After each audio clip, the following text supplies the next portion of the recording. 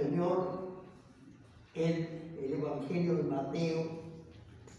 David, sáquese el amigo. Sí, gracias. El Evangelio de Mateo, el capítulo 14. Y vamos a leer del versículo 24 hasta el final.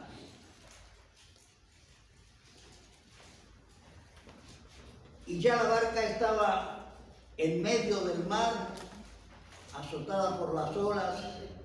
Vamos a leer desde el 22. Enseguida Jesús hizo a sus discípulos entrar en la barca e ir delante de él a la otra ribera, entre tanto que él despedía a la multitud. Despedida la multitud, subió al monte a orar aparte.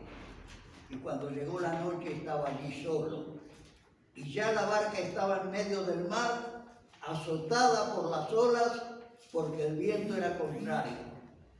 Mas a la cuarta vigilia de la noche Jesús vino a ellos andando sobre el mar, y los discípulos, viéndole andar sobre el mar, se turbaron diciendo: un fantasma, y dieron voces diciendo.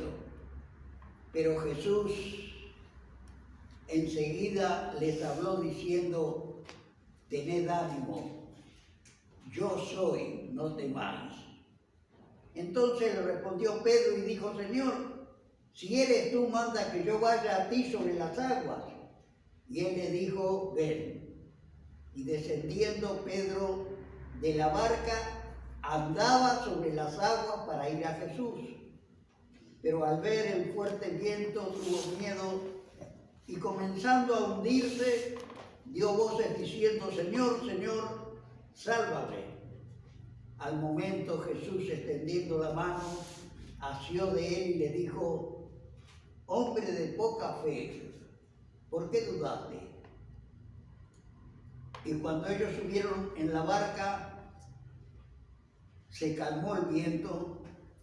Entonces los que estaban en la barca vinieron y le adoraron diciendo: verdaderamente eres Hijo de Dios. Y terminada la travesía, vinieron a tierra de Genesaret. Cuando le conocieron los hombres de aquel lugar, enviaron noticias por toda aquella tierra alrededor y trajeron a él todos los enfermos y le rogaban que les dejase tocar solamente el borde de su manto, y todos los que lo tocaron quedaron sanos. He elegido esta porción, hermanos, por la gran similitud que presenta con el momento actual que la Iglesia está atravesando en el día de hoy en el mundo. Esta porción nos habla de varias características similares a lo que está ocurriendo ahora y las hace revivir con la autoridad de la palabra de Dios, mostrándonos que estamos en el camino, que estamos andando de acuerdo a su voluntad, que estamos amándole y queremos servirle a Él y que le estamos esperando. La primera consideración especial es que había habido un día de mucho trabajo allí en Palestina. Había habido la predicación de la palabra, la alimentación a la multitud, y el Señor dio una orden a sus discípulos. Y este es el primer punto importante. Él estaba allí en todo. Les indicó a sus discípulos qué tenían que hacer a partir de allí: tomar el barquito que tenían y cruzar al otro lado del lago. Y él iba a despedir a la gente y iba a subir al monte a orar. Lo hizo así.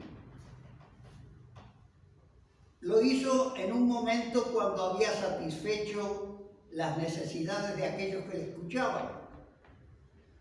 Cuando la palabra autorizada, única, había llegado a la vida de aquellos que se habían alimentado materialmente, pero que también habían asimilado lo que él les había enseñado.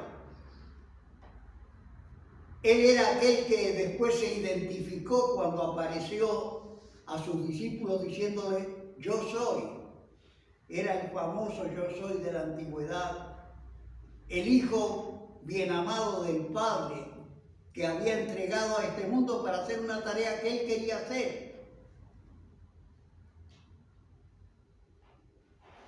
El Señor estaba en el monte orando, había mandado a sus discípulos a hacer una tarea, los discípulos la estaban haciendo, pero cuando estaban tal vez en la mitad de la tarea, se desató una tempestad.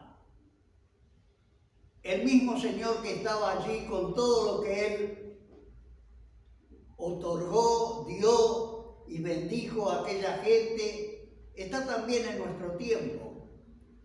Él no se cambia, Él no se muda. Él está esperando que le miremos como le miraron los discípulos después. Está esperando que le demos en cada tarea que tengamos que hacer, el lugar que Él tiene que ocupar, y Él va a bendecir cualquier tarea que hagamos en su nombre con la bendición de Él, que como su palabra dice, es la que enriquece y no añade tristeza con ella.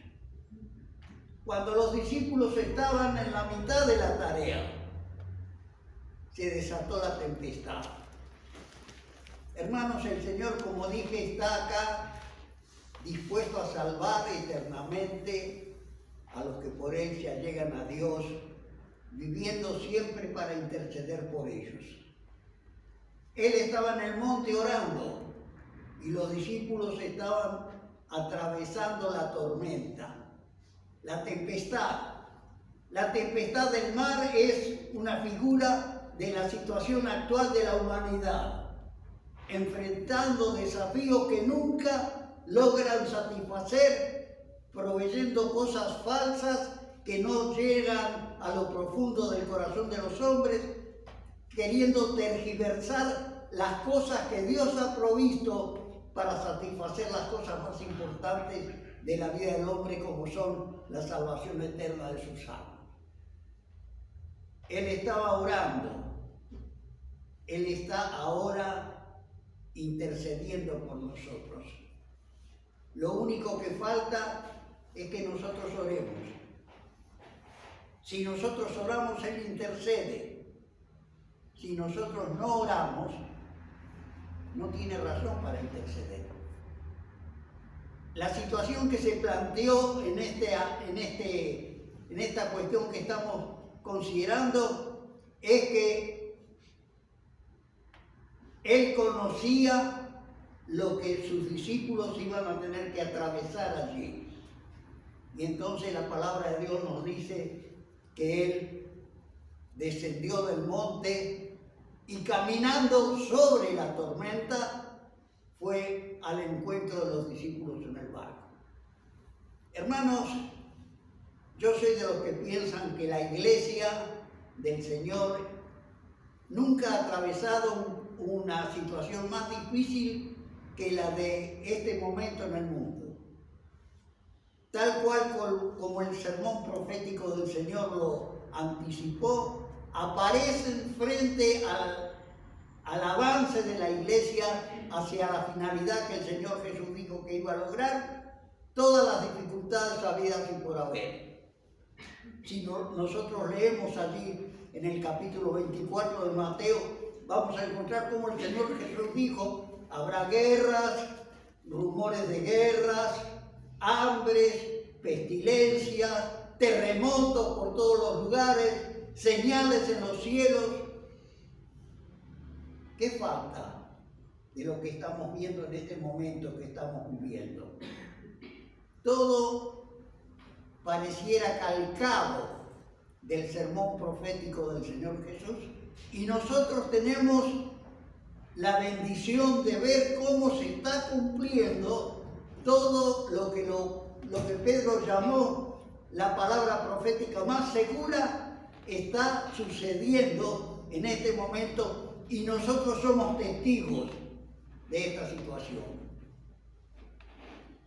El mundo vive convulsionado. Va a haber paz falsa va a haber soluciones que los hombres proponen, queriendo llegar a la solución final que nunca será lograda por voluntad humana, sino satisfaciendo aquel deseo del Salvador: edificaré mi iglesia y las puertas del infierno no prevalecerán contra ella, y vendré otra vez para llevarme a mi iglesia y llevarla para que esté conmigo para siempre. Pero allí están los discípulos en medio de la tempestad. En este momento nosotros no podemos decir que no tenemos tempestad. Cuando analizamos el estado de las iglesias en el mundo, por ejemplo en Europa, que fue uno de los lugares desde donde la palabra de Dios se extendió al resto del mundo, Europa está pidiendo misioneros, que así como la palabra llegó a África, llegó a Asia, llegue otra vez a Europa para revertir el espíritu de materialismo que caracteriza a los creyentes en Europa. Y por supuesto, el apagarse del espíritu misionero a través del cual el Señor Jesús dijo que su palabra iba a llegar hasta lo último de la tierra. Situaciones similares a las que nosotros estamos transitando en este momento. Pero una de las cosas que más me atrae es la pregunta que el Señor Jesús le hace a Pedro después que Pedro quiso caminar hacia Jesús. Y cuando nosotros queremos caminar hacia Jesús, vamos a tener dificultades si no hacemos las cosas como corresponden. En primer lugar, Pedro identificó a Jesús. Qué importante es identificar a Jesús. Conocer toda la trayectoria que la palabra de Dios nos marca, del camino que Él recorrió hasta lo que recordamos hace un momento: ocupar la cruz, pagar por el pecado de nosotros, darnos seguridad de la vida eterna, abrir nuestros ojos a la esperanza, que yo llamo la esperanza bienaventurada, de que Él va a venir para buscarnos y llevarnos para estar con Él. Pedro le dijo al Señor: Señor, si tú eres. Queridos hermanos, Jesús es Señor y Cristo en este momento. En medio de la tempestad y del moverse de las olas que impiden que la palabra de Dios cumpla totalmente, tal vez con el propósito que Dios tiene de que todos los hombres sean salvos y vengan al conocimiento de la verdad. Pero ¿qué pasó con Pedro? Qué hombre Pedro, ¿eh? Qué hombre Pedro. No era Judas, era Pedro. Era el segundo que conoció al Señor Jesús. Fue con su hermano Andrés. ¿Qué trabajo le dio al Señor Jesús? Enderezar a Pedro en el camino que Él quería que Pedro recorriera. Pero lo enderezó y Pedro cumplió con el propósito para el cual el Señor lo había llamado, de abrir su reino en Pentecostés a los que estaban en Jerusalén, los judíos, y en la casa de Cornelio a los gentiles. Pero ¿qué pasó en aquel momento? Pedro era un pescador. La Biblia, como una vez un hermano me dijo, Pedro fue nadando hasta el Señor Jesús. No, yo no creo que Pedro fue nadando. Pedro hizo una de las cosas que siempre nos va a asombrar a nosotros. Va a ser algo más allá de lo que nosotros podemos pensar. La palabra de Dios dice, el Señor Jesús le dijo, ven, como nos llama a nosotros a ir a Él también. Y Él, descendiendo andaba sobre las aguas. Andar es caminar sobre las aguas.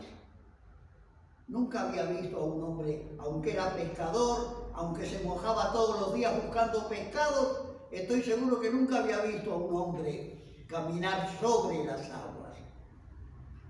Y vio a Jesús caminar. Y caminó él sobre las aguas. Hasta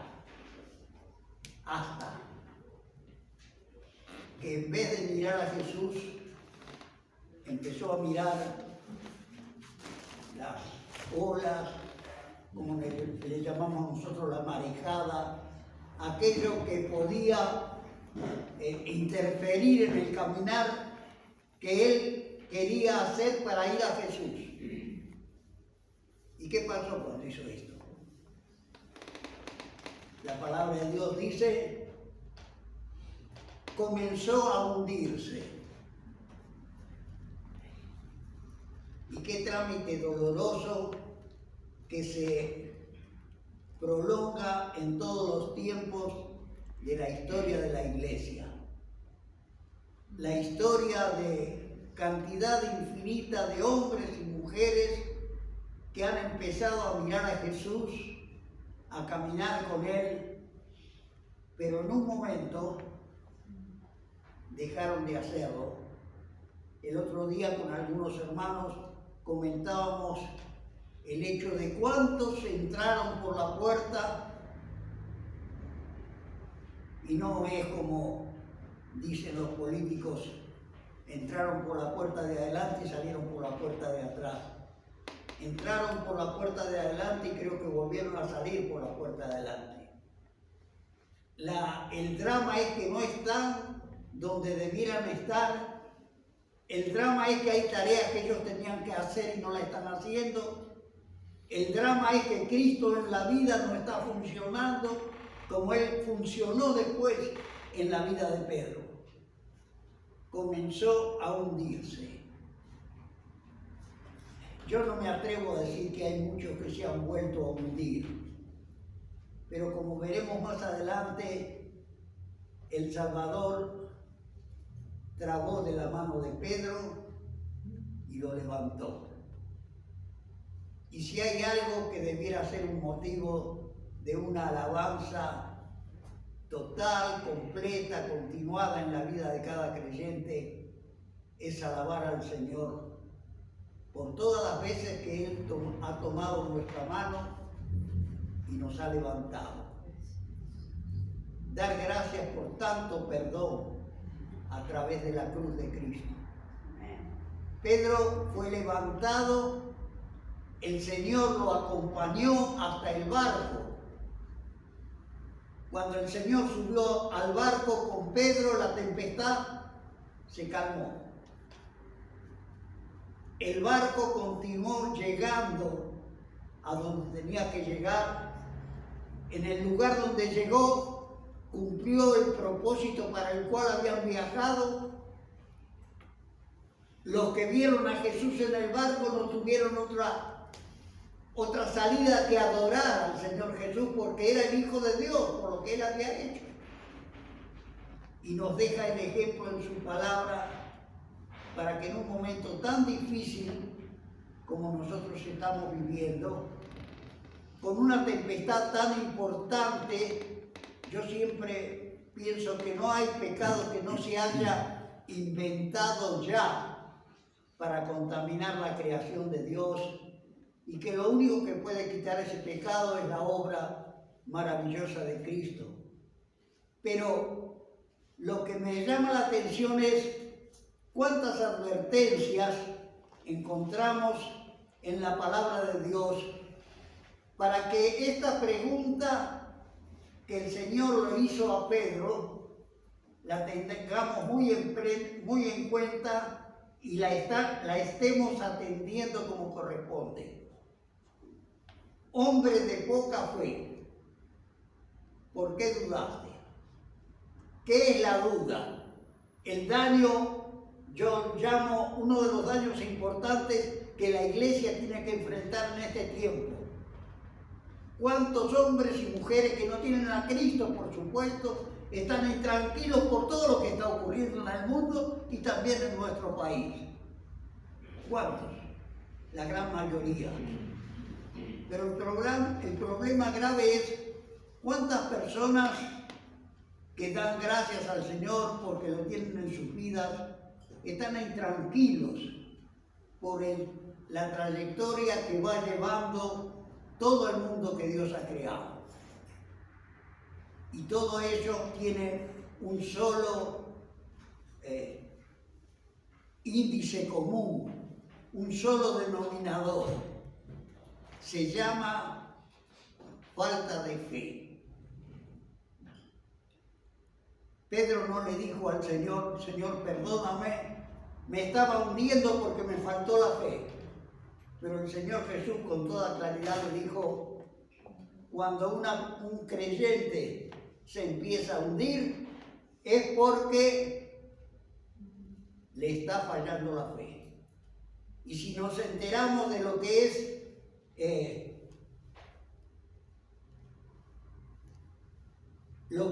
lo que significa retroceder porque la fe está fallando, nos vamos a dar cuenta que la fe es la hermana de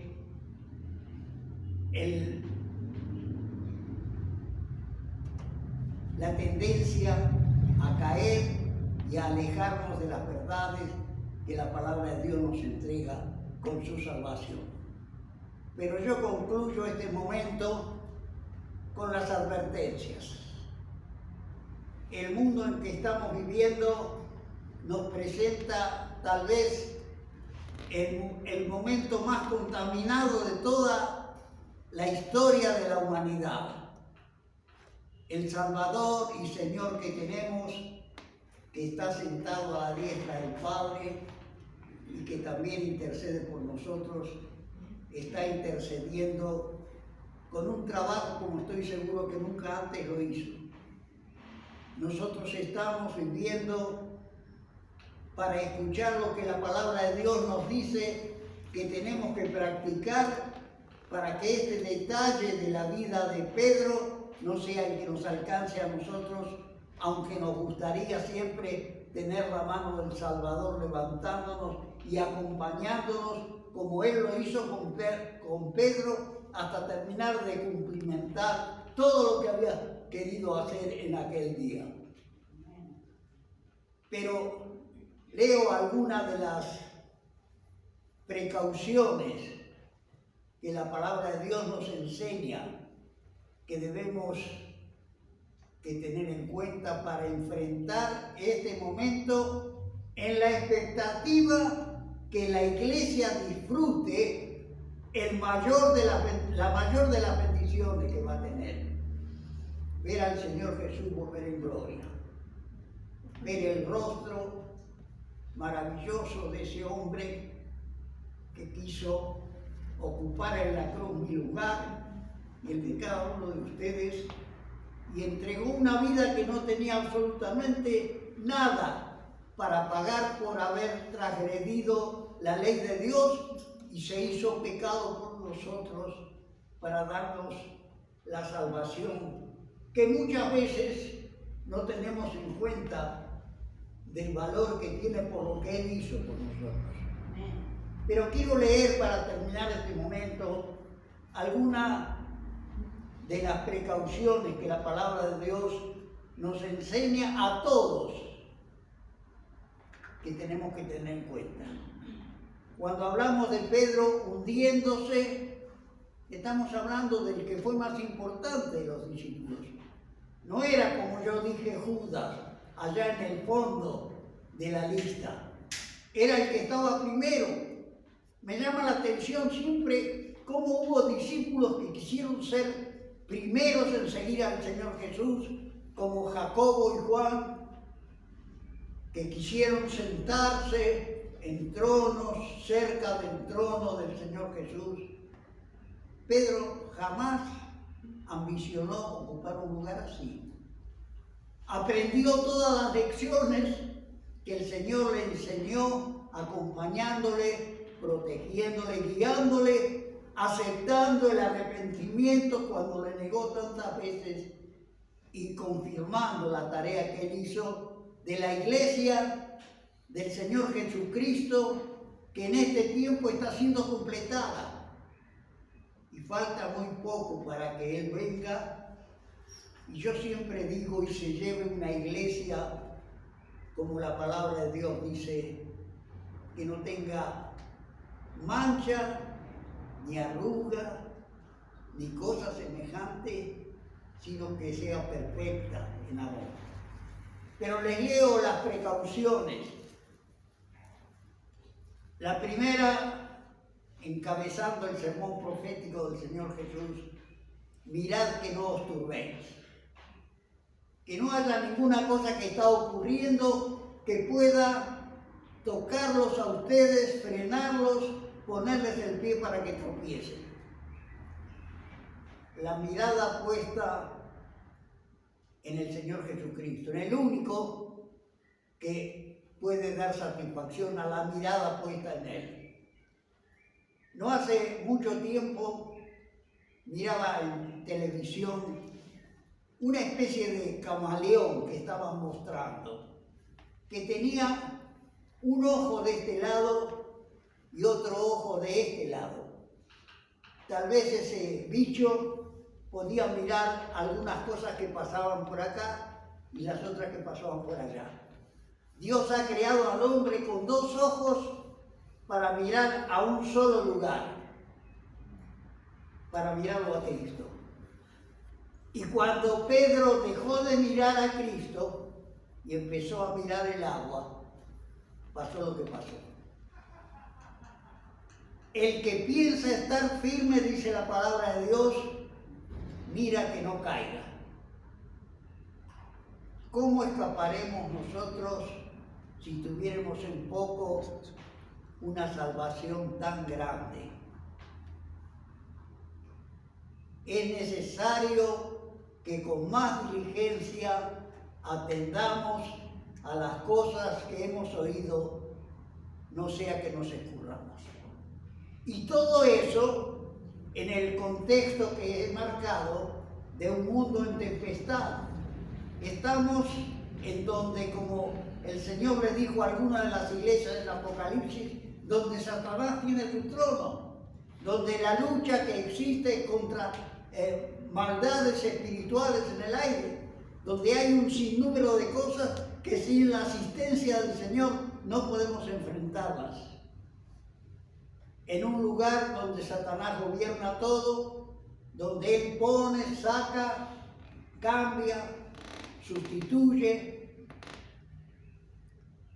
Pedro dice, después de las experiencias de Él, vuestro enemigo, el diablo, no está sentado en una silla descansando, anda buscando, no para herir, para devorar. Él sabe que le queda poco tiempo. La palabra de Dios así lo declara en Apocalipsis.